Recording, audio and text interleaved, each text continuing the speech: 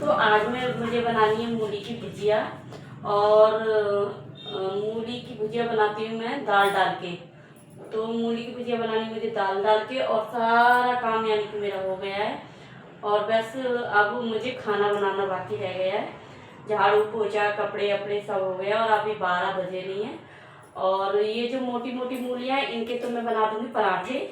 और ये मैंने रात साग बनाया था ना, उसमें डाल दी था इसका मतलब कि ऊपर के पत्ते थोड़े से। और देखते हैं, और फिर बनाऊंगी मैं मूली की भुजिया। तो आज देखना मैं कैसे बनाऊंगी। तो काफ़ी टाइम हो गया मूली की भुजिया बनाए बिना। तो बस मैं सोच रही थी चलो आज मूली की भुजिया बना देती हूँ।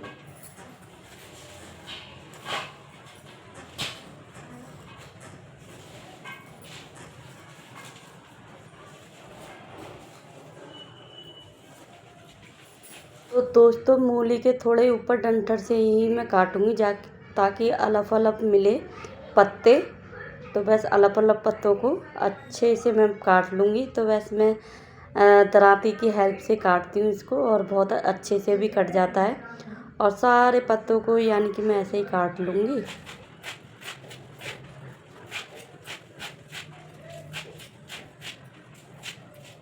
दोस्तों जब हम ऐसी चीज़ बनाते हैं ना तो इनमें टाइम ही लगता है। तो बस यहाँ पे मैं इसीलिए जल्दी बनाने बैठ गई थी कि ताकि बहुत अच्छे से बन पाए। तो मेरे घर में सब 2 बजे खाना खाते हैं, तो इसलिए मैं थोड़ा सा जल्दी बनाने बैठ गई थी इसको। और देखो इसे खूब अच्छे से मैं इसको धो लूँगी ताकि इसमें कोई धूल मिट्टी बिल्कुल ना रहे। तो बस मैंने अच्छे से इसको धो लिया था।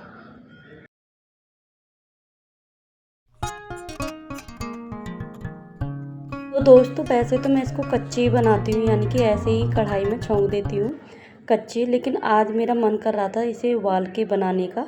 तो काफ़ी लोगों को मैंने देखा है कि उबाल के बनाते हैं, और मेरे मायके में भी ना इसे उबाल के ही बनाते हैं। तो बस मैंने आज सोचा कि इसको उबाल के बनाती हूँ, देखती हूँ इसका टेस्ट कैसा बनेगा। तो वैसे सारी मूलियों के पत्तों को इसमें डाल दी थी, और 1-2 मैंने इसमें मूली भी डाली थी ताकि मूली का भी टेस्ट आए अच्छे से। तो बस इसमें थोड़ा सा पानी डाल के, और जो मैंने दाल भिगो के रखी थी ना उसको भी इसी में डाल दूँगी। तो बस दाल की भी बनाती हूँ मैं, मतलब कि दाल की ही बनती है ये मूली की भुजिया। तो बस मूंग की दाल भिगो दी थी, और इसमें डालने के बाद इसमें 1 गिलास से कम यानी कि मैं पानी डाल दूँगी।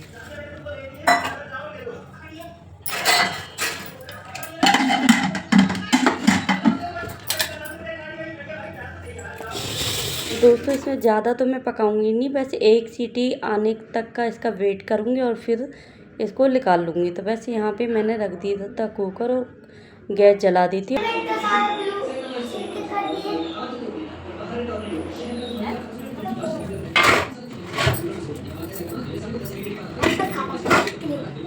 देखो क्ले, देखो क्ले, इसे मिला दूंगा तो क्ले बन जाएगी ब्लू व्हाइट।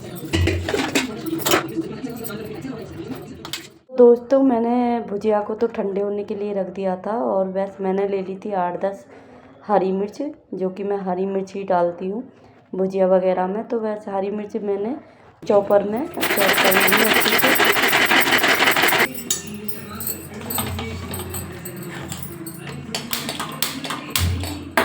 इधर मेरी मिर्च भी मतलब कि पिस गई थी, और मैंने रख दी थी कढ़ाई गैस पर, और कढ़ाई को अच्छे से पोंछ लिया था, धो लिया था। और उसके बाद इसमें छोड़ दूँगी तेल, और इसमें थोड़ा सा हल्का सा तेल ज़्यादा ही रखती हूँ ताकि अच्छे से फूट फूट के बने मेरी भुजिया। तो दोस्तों इसमें लहसुन प्याज मैं कुछ डालती नहीं हूँ, क्योंकि मेरे घर में कोई खाता नहीं है लहसुन प्याज की। ये पिस गया है, और ये मैंने इसको अच्छे से मैंने निचोड़ दिया है ताकि इसका सारा पानी निकल जाए। तो वैसे मैंने इसको निचोड़ने के बाद ये देखो सूखी सूखी सी हो गई है ना, और 1 ही सीटी लगाई थी बस। और हमारी फिर तेल में अच्छे से फ्राई भी हो जाएगी, थोड़ी सूखने हो जाएगी, और फिर मेरी भुजिया बन के रेडी। और बिल्कुल सिंपल तरीके से छौंकूंगी इसको, ना लहसुन ना प्याज कुछ भी नहीं डालना, बस सिंपल तरीके से छौंकूंगी इसको। और तेल में हींग जीरे का तड़का लगाऊंगी।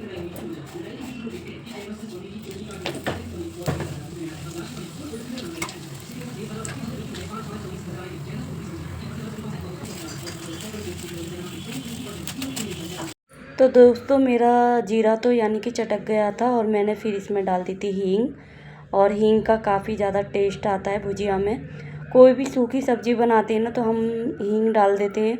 और सूखी क्या गीली भी हो ना तो हींग तो ज़रूर डालनी चाहिए और बहुत ही अच्छा टेस्ट आता है हींग का। तो बस मेरी हींग भी चटक गई थी और जो मैंने हरी मिर्च डाली थी ना, पीसी थी, तो बस वो भी इसमें डाल दी था तेल में और वो अच्छे से भुन जाएंगी, यानी कि फ्राई हो जाएंगी हरी मिर्च। तो फिर बाकी की जो भुजिया है उसको डाल देंगे इसमें। तो दोस्तों इधर मेरी यानी कि मिर्च भुन गई हैं, इसमें जो डाली थी मैंने तेल में, और अब डाल दूँगी इस भुजिया को सारी को। देखो कितनी सारी है ना, भून के जरा सी हो जाएगी। तो बहुत देर तक इसे अच्छे से पकाती रहूँगी और जितना इसे भूनोगे ना उतना ही टेस्ट आएगा इसमें। तो बस बहुत अच्छे तरीके से मैंने धीमी धीमी आंच पे मतलब कि गैस पर इसको पकने के लिए छोड़ दिया था और बहुत ही टेस्टी बनी थी ये भुजिया। तो बस देखने में कुछ इस तरह की लग रही है। मैं इसमें हल्दी नहीं डालती हूँ, बस नमक मिर्च और धनिया अगर डालना है तो थोड़ा सा धनिया भी डाल देती हूँ। और बस ऐसे इसको ढक के रख दूँगी और बीच बीच में इसको आके देखती भी रहूँगी। और अब इसमें डाल दूँगी मैं नमक। तो दोस्तों इसमें हल्का सा मैंने धनिया डाला है, आधा चम्मच सा धनिया। और मुझे थोड़ी सी यानी कि हरी मिर्च कम लगी थी तो हल्की सी लाल मिर्च और डाल दी है ताकि थोड़ी सी चटपटी और बन जाए। तो बस अच्छे से इसको चला दिया था और फिर मैंने बहुत देर तक इसको पकनी है। लगभग 12 बजे मैंने रखी थी बनने के लिए, 12 बजे, 12:15 बज रहे थे। तो इसको रख दिया था और अच्छे से धीमी धीमी आंच पे इसे पकने के लिए छोड़ दिया था।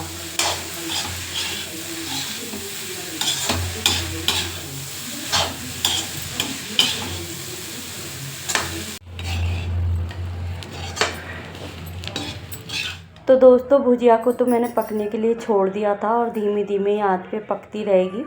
और आज मैंने सुबह जल्दी कपड़े धो दिए थे, यानी कि 8:30 बजे तक धो दिए थे और 11 बजे मैं छत पर गई थी दोबारा।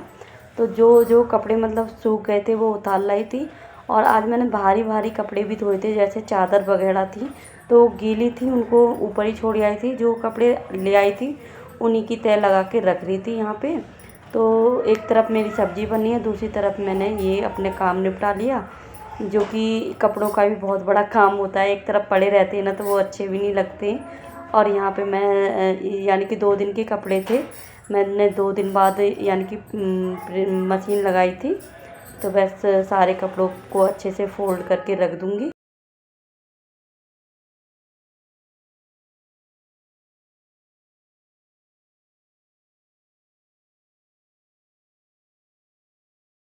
तो मेरे कपड़े तो फोल्ड हो ही गए थे और प्रेस वाले कपड़े निकाल दिए थे और यहाँ पर आ गई थी दोबारा से किचन में। तो थोड़ा सा ही आटा गूँथना था, थोड़ा सा सुबह का आटा रखा था जो कि मैं पराठे के लिए बना रही हूँ, और थोड़ा सा अभी आटा गूँथ दिया। और जब कोई रोटी मांगेगा तभी रोटी डाल के दे दूँगी। यानी कि यहाँ पे लगभग 1:30 बज रहा है। तो और जब खाने पीने का काम बन जाता है ना, यानी कि हो जाता है ना, कि जैसे सब्जी और आटा बाटा गूंद के रख जाता है, तो जब भी कोई रोटी मांगे और फटाफट से डाल के दे दो। तो बस इस आटे को भी उठा के रख लूँगी मैं और सारे कप जो बर्तन होते हैं बड़े वगैरह, और इनको सबको साथ के साथ धो के रखती जाऊँगी। तो हमारी किचन भी साफ़ रहेगी और कोई फैलाना भी किचन में नहीं दिखेगा। तो यहाँ पे यानी कि मेरे सारे काम साथ के साथ होते रहते हैं। और देखो भुजिया कितनी सारी थी ना, बन के जरा सी हो गई है भुजिया। और वैसे इसी को भी बर्तन में पलट के रख लूँगी और साथ के साथ कढ़ाई को भी साफ़ करके रख दूँगी। तो किचन हमारी गंदी दिखेगी ही नहीं। तो बस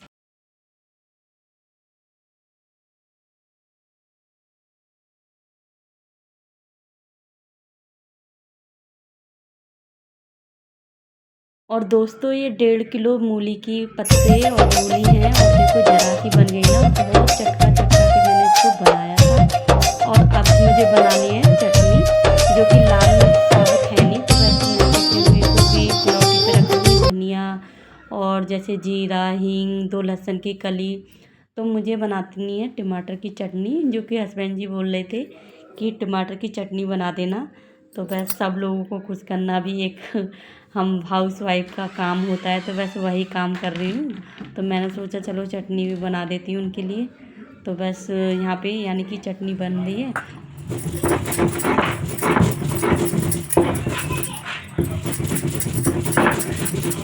एक टमाटर को मैंने अच्छे से धो के और काट लिया है, और काटने के बाद वो भी मैंने इसी में सिलौटी पे ही डाल लिया है।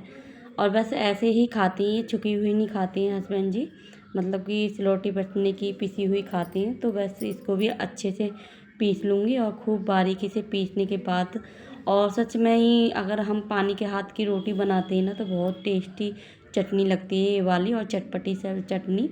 और सब्ज़ी वगैरह से तो जैसे मन भी भर जाता है, और जब चटनी से लगा के खाते हैं ना तो टेस्ट आ जाता है। और घी की रोटियों के साथ तो वाकई में ही बहुत ही ज़्यादा अच्छा लगता है। तो मेरे को ये चटनी अच्छी लगती है। और वैसे आमी की चटनी बनाती है ना, कच्ची आमी की, वो भी बहुत ज़्यादा टेस्टी बनती है। एक दिन बना के दिखाऊंगी आप लोगों को।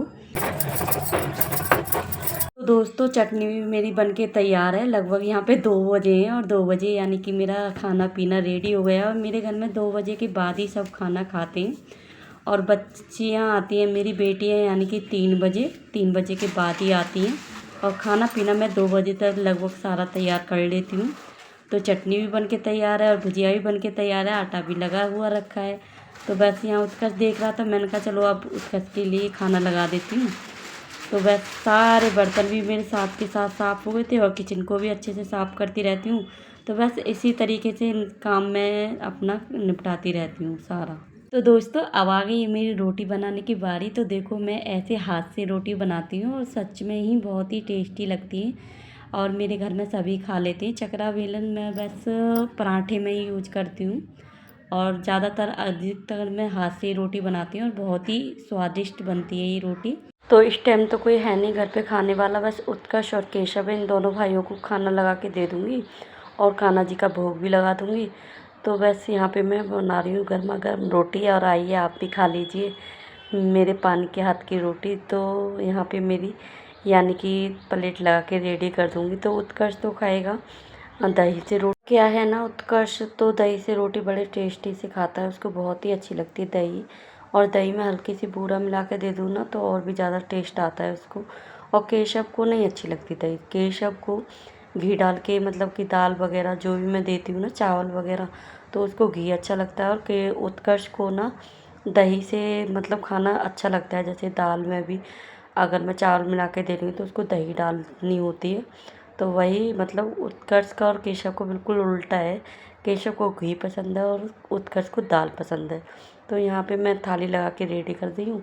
चटनी, भुजिया और दही, और पानी के हाथ की रोटी, और घी के साथ तो बस अच्छा लगता है। और देखो रोटियाँ भी कितनी अच्छी आई हैं ना, हाथ से ही रोटी बनाई है, लग रही ना चूल्हे जैसी रोटी। तो बस यहाँ पे मेरे घर पे ऐसे ही खाते हैं। तो आप लोगों की प्लेट लग के तैयार है, मेरी थाली लग के रेडी है। और बताना मेरी थाली आपको कैसी लगी। और देसी खाना है सभी, और रोटी तो आप देखते हो ना, एकदम लाल चकाचक बनती है, और रोटी बहुत ही स्वादिष्ट, बहुत ही टेस्टी बना है। और अब मैं देती हूँ अपने बच्चे को खाना। तो मिलते हैं ऐसी ही नेक्स्ट वीडियो में, और तब तक के लिए बाय। तो अगली वीडियो देखना ना भूलें।